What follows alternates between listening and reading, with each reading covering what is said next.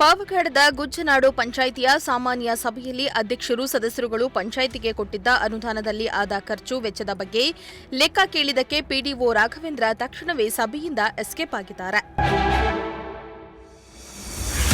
ಹೌದು, ನಿನ್ನೆ ಪಾವಗಡದ ಗುಜ್ಜನಾಡು ಪಂಚಾಯಿತಿಯ ಸಾಮಾನ್ಯ ಸಭೆ ಕರೆಯಲಾಗಿತ್ತು.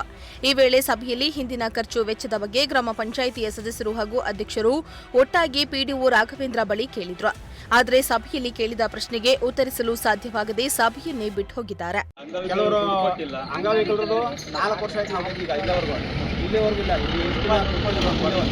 ಇವತ್ತು ಈ ದಿನ ಚೆಕ್ ರೆಡಿ ಮಾಡಿದ್ದಾರೆ. ಈ ದಿನ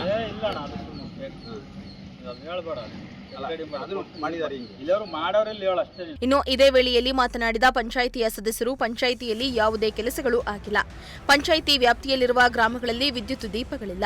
ಪಿಡಿಒಗೆ ಪಂಚಾಯಿತಿ ಸದಸ್ಯರು ದೀಪಗಳನ್ನು ಅಳವಡಿಸಿ ಅಂದ್ರೆ ಪಂಚಾಯಿತಿಯಲ್ಲಿ ಹಣ ಇಲ್ಲ ಅಂತಾರೆ. ಆದರೆ ಕೆಲಸಗಳು ಮಾಡದಿದ್ರೂ ಬಿಲ್ಗಳು ಮಾತ್ರ ಆಗ್ತಾವೆ ಎಂದು ಪಿಡಿಒ ಮೇಲೆ ಆರೋಪ ಮಾಡ್ತಿದ್ದಾರೆ. ದುಡ್ಡು ಡ್ರಾ ಮಾಡ್ತಾರೆ. ಯಾವುದೇ ಮೀಟಿಂಗ್ ಲೈಟ್ಗಳು ಬಲ್ಪ್ ಹಾಕಕ್ ದುಡ್ಡಿಲ್ಲ ಇವ್ರಿಗೆ.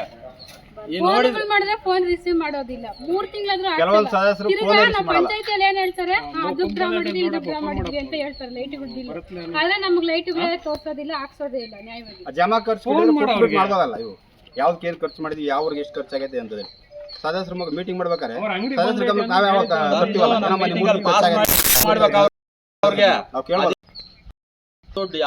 ಯಾವುದೇ ಒಂದು ಖರ್ಚು ವೆಚ್ಚ ನಮಗೆ 6 ತಿಂಗಳಾಯ್ತು ತೋರಿಸಿಲ್ಲ.